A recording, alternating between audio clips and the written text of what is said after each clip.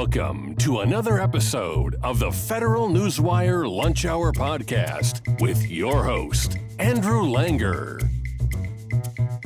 Well, hey there, everybody. Welcome to another episode of the Federal Newswire's Lunch Hour Podcast. I'm your host, Andrew Langer, and if you are watching us on our YouTube channel, you know you can take us wherever you go. If you're out like our guest hiking the beautiful Rocky Mountains and you're listening to us, you can find us on every major podcast platform that's out there.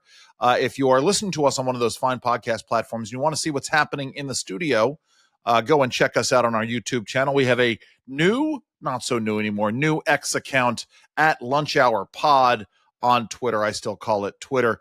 And leave us a like, leave us a review, subscribe, do all of those fun things. And most importantly, let your friends and family members' friends know all about how much you are enjoying the show today. We've got a great guest. I'm very excited to bring her on. Her name is Kate Bailey. She is the Chief Policy Officer for the Association of Plastic Recyclers. We're going to find out all about the work that they're doing. She has her undergraduate degree from the University of Colorado Boulder. And I'm sure what happened. Kate, did you always know that you wanted to go out to Colorado for college, or did you visit and fall in love with it? What was the deal? Yeah, we'll start with the story, right? So good morning, Andrew. Yeah, Thanks for please. having me. I actually got very lucky. So I grew up in the East Coast in Connecticut, did not travel much as kids, went family vacation in Rhode Island, met a guy in high school, yada yada. He said we should go to Colorado. I said, great. I came out here and I was like, wow. I mean, I had no idea what Yeah. mountains were.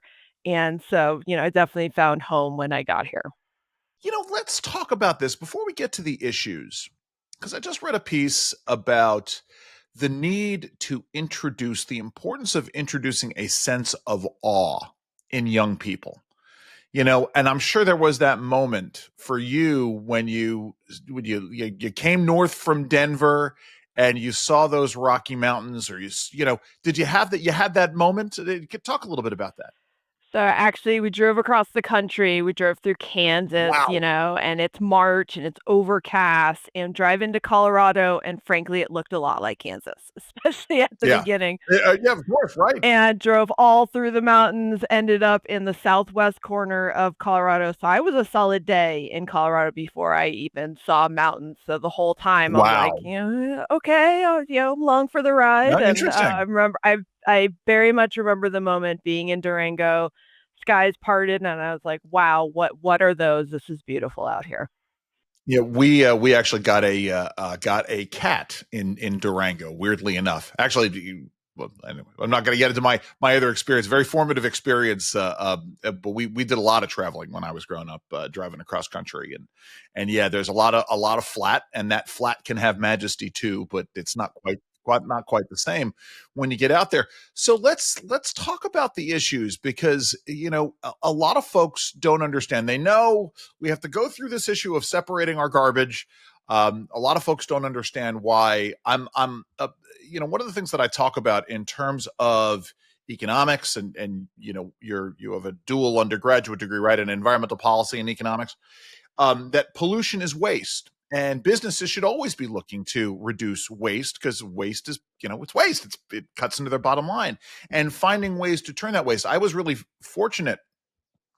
First summer out of college, I was working for a law firm, and we spent a summer, our team, up at an industrial waste recycler in Pennsylvania. And they take the waste they took the waste from steel smelting and turned it into a bunch of different constituencies. They had these big things called Wales kilns. And obviously that's a massive process that's done. And I was fascinated by all of the things that got produced by this industrial waste reprocessing firm. But we distill it down to the actions. Let's talk about why it's important and what it means for your average consumer when they go and they take their bottles and they separate everything out. What is supposed to happen there, and then what doesn't happen? Great question. So first thing I want to underscore with folks is most of the time it does happen. So I get a lot of questions from people. Does plastics recycling actually work? What actually happens? By and large, it happens. There's always, an exception to that, which we can talk through. But Please. For the most part, the system is working. We recycled 5 billion pounds of plastic packaging in the US last year. And the way it works is you put out your bottles, cans, yogurt tubs, all those things in your curbside bin or a drop-off center. The truck comes, picks it up. It gets sorted out at a fairly local regional facility. They separate the cardboard, the aluminum cans, the plastic bottles, and then they send those materials off for the actual recycling process. And then those are our Yeah. member companies that do the recycling. So what that means is those plastic bottles, your water bottles, your soda bottles, they come in. We grind them up, we wash them, we flake them, and we basically make them into, plastic pellets, plastic flake, and put Right. them right back into manufacturing. So your plastic water bottle can be recycled right back into a new plastic bottle, back on store shelves. We can repeat this cycle again and again. So there's lots that is working. There's of course lots more that we can do, and we can talk more about that. No, and I want to talk more about this. I mean, because as you know, we're just talking about. I wrote a piece in June about the regulatory barriers to make it harder to recycle, which is fascinating to me.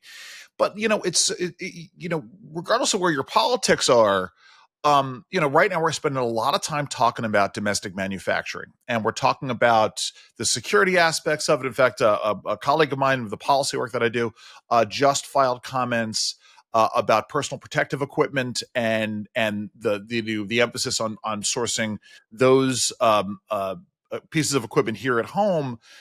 Recycling plays a vital role, I would think, in the onshoring of manufacturing and the onshoring of production generally. There are all kinds of national security aspects of it. If we're worried about tariffs, talk about those things. Thank you for bringing that up. So I think there's a misnomer that recycling is an environmental thing to do, and yes, it helps reduce pollution, it reduces litter. Great. Recycling is fundamentally about jobs. You put that bottle Yeah, in the recycling cart, it means jobs. It means domestic manufacturing, it means resiliency. So think about your computer, think about all the valuable metals in your computer, in your cell phones.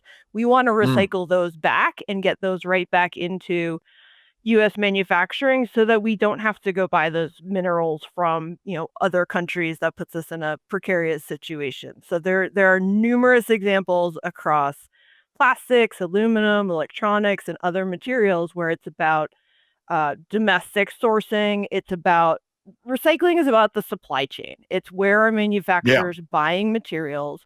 Are they buying it from US sources that we know are, they're there. It's like we're constantly generating waste as households. So it's resilient, it's reliable, um, and it creates jobs. I mean, more than anything, I want people to know your bottle means jobs. It's funny. I remember reading as a kid. You remember the book? I'm just going to come out of left field, and I apologize, Kate. The book Harold and the Purple Crayon. No. Oh, all right, it's too bad. They did a really bad movie version of it. Anyway, the point is, my parents had on their bookshelf a comic book series or comic strip series, a compendium that a lot of it took place during World War II, and there were all of these metal drives and rubber drives. And there was this emphasis at the time. This was about national security. This was about winning the war. And you're right. There are so many trade-offs. It's about making sure that we have this supply of raw materials. And I know, do we consider recycle? Do we consider these plastics? Do we consider them raw materials once they go back into the chain? Yeah. Okay. So we have that aspect of it. And then, as you point out, right, if we're sourcing the metals, the precious metals, the semi-precious metals, the rare earth materials here, we're not having the mind using child slave labor in open pits that have huge devastating environmental consequences, right? Talk about that.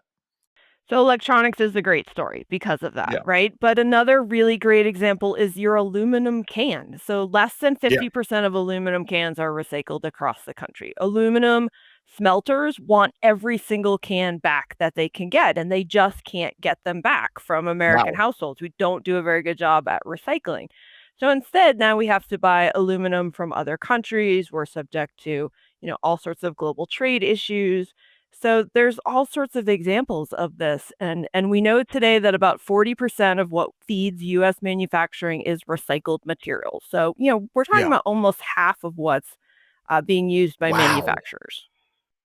I wasn't, I don't think I was aware of that number. That, it's funny, because I mean, we used to, I know we don't want to talk about plastics, but on this aluminum thing, we used to pay for cans. Do we pay for cans still or no? We Yeah, do? you could get yeah, I mean, if you collected all of your cans, you could bring them to a Yeah. local spot and get paid for them. Most people don't wanna go through that, so they'll just toss them in their curbside bin. But we also Yeah. have programs like where you can have an incentive. You drop your can off, you get paid 5 or 10 cents, and that is a huge incentive for you to bring back that bottle or can. I, what I appreciate, actually, I should have asked you this, because in your professional picture on the Association of Plastic Recyclers website, you're wearing a vest.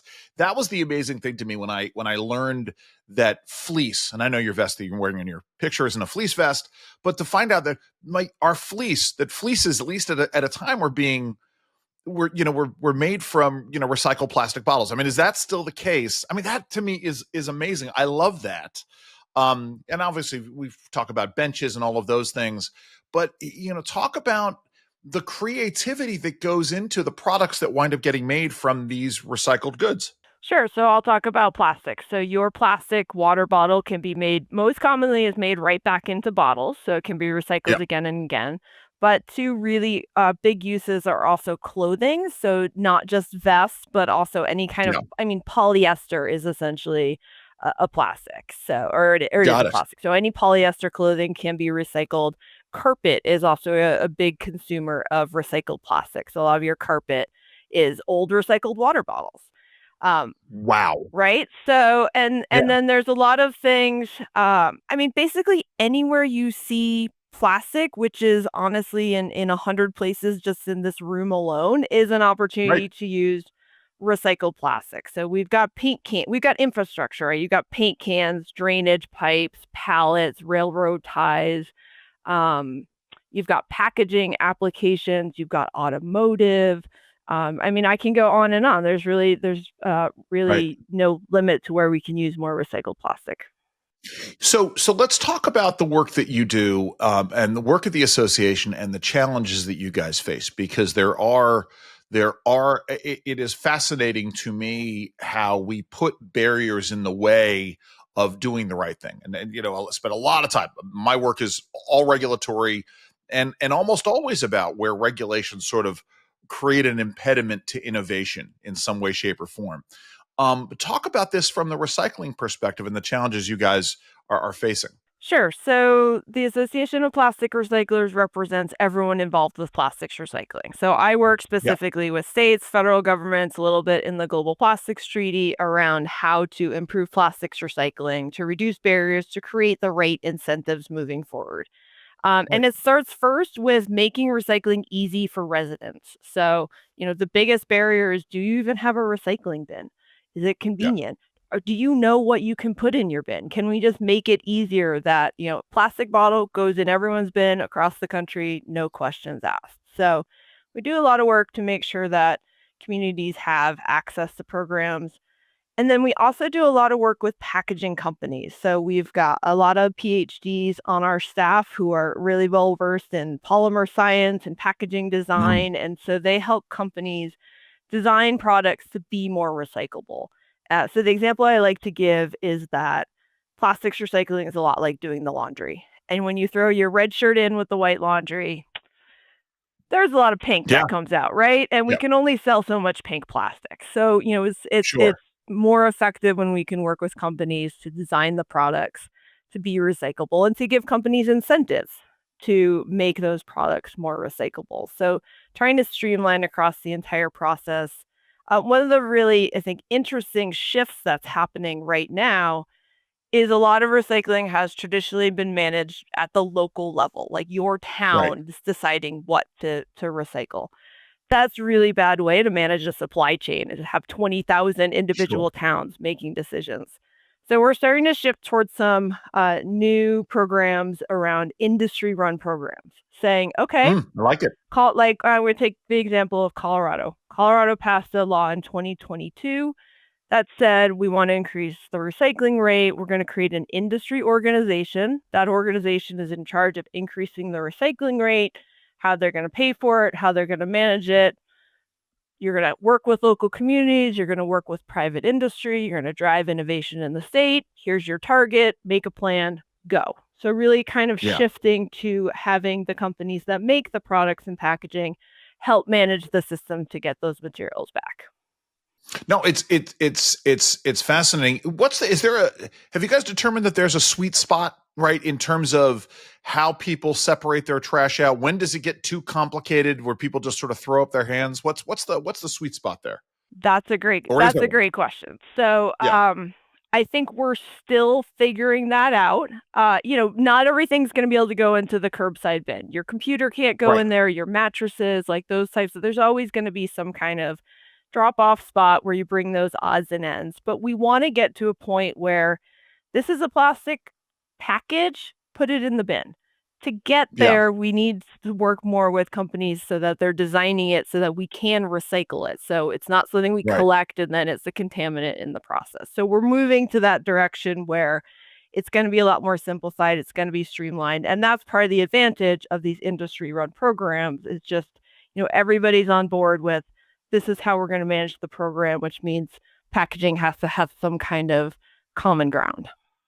Well, what I love about this is that you do have, obviously, industry has a vested interest in this for a whole host of reasons, and both the folks who are doing the work of recycling and the folks in industry who are consuming, the now recycled raw materials. And so to have that level of expertise driving, I don't know, maybe are they driving the process? I mean, I guess they're taking the initiative now.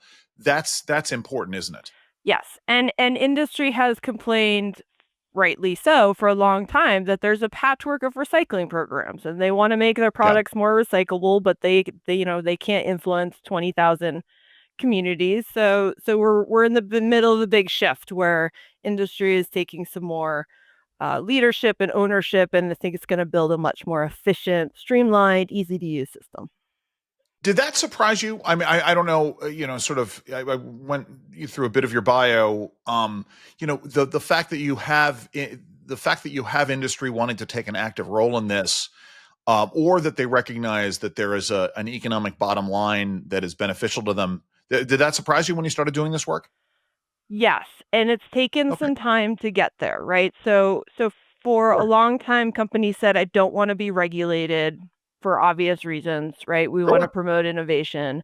But then it got to a point where companies started to look at how much. So let's take the example of aluminum cans. I need to get those cans back so I don't have to buy them right, from overseas. So in order to do that, I need to start to support some type of policy or incentives or things that help collect. So industry saw the supply chain vulnerability, particularly coming out of COVID and the pandemic around how are they right, getting their materials back. They also saw an issue of global competitiveness. So Europe, one of our biggest trading partners, has said, we want packaging to be recyclable. We want it to have recycled content. So companies looking to sell into the European market are having to meet that, and they're going, "Well, I need to get more recycled materials so I can meet these sure, standards." And then the last thing is plastic pollution, right? So yeah. plastic on the beaches, plastic, walking down the street, that's really put a lot of pressure on companies to get those materials back, to use them more efficiently. And so they're seeing their role in stepping forward and managing those programs and taking advantage of that. No, and that's good. It's one of those things where I got my reusable box bags a couple of years ago, and it was largely because I got tired of getting, you go and you check out at the grocery store, and I still have grocery stores where I live where they use plastic bags, and they would just three things in a bag, and it was like I would have 80 million bags that I was having to deal with, and so for me it was making sure, and I love my box bags because I never thought I'd be quite this level of I was uh, quite this particular in what I was doing But here, you but like it I because find it performs better, right? So that's what's right. really important is it's not a subpar replacement. It's a reusable product that actually performs better because it's box opened and things like that. Well, talk about and that's the important role that innovation plays in all of this, is because at some point in time, these products do overtake in terms of their effectiveness. Talk about that. Sure. So two of our biggest recyclers, one of them makes drainage pipes, for example. So Yeah, think about large scale construction drainage pipes. Plastic pipe lasts a very long time. It's outperforms concrete in some examples. So for them, using recycled plastic is kind of a no-brainer. This is a better material in some ways. Another example, we recycle a lot of your yogurt containers get recycled a lot into plastic paint cans. Plastic Interesting. paint cans are better than you remember. I remember the Yeah. steel ones. They used to rust. They Oh, used to kind of 100%. get stuck. Like that plastic can is actually a much better product and can be made from a Right. high percentage of recycled plastic. So it's not just about, what are we doing with these things? It's like how are we actually innovating products? How are we making cars lighter because we're using, plastics, things like that. So there's a lot of opportunity, a lot of innovation. Right. It all goes in. I mean, if we want to make cars more fuel efficient, they've got to be lighter, but they've got to be strong enough to protect people. And there's so much engineering that goes into this. So let's talk about this. I mean, this issue of the regulatory barriers at the federal level. Um, you know, Talk about what needs to be done there. How can the EPA better adapt its regulatory policies to meet the innovative needs of this industry? So one of the challenges in recycling is that the EPA many decades ago delegated most of the authority on recycling to states. So it is Oh, yes, of largely course. managed at the state level. That has a lot of advantages. Every state's a little bit different. Every state knows their own system.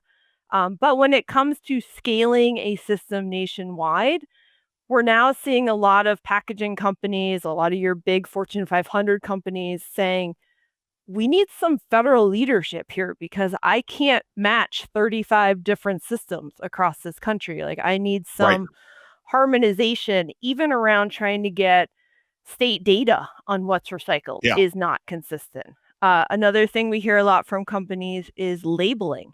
Companies don't Yeah. sell a shampoo bottle specific to Maine and then another bottle specific to New Jersey. 100%. They're marketing across the country. So they need one Yeah. standard for how things are labeled. So we're starting to find many opportunities where it makes sense to have some federal standards in terms of definitions, data, labeling guidelines, things like that, that make it easier and more efficient for companies to stand up better recycling programs.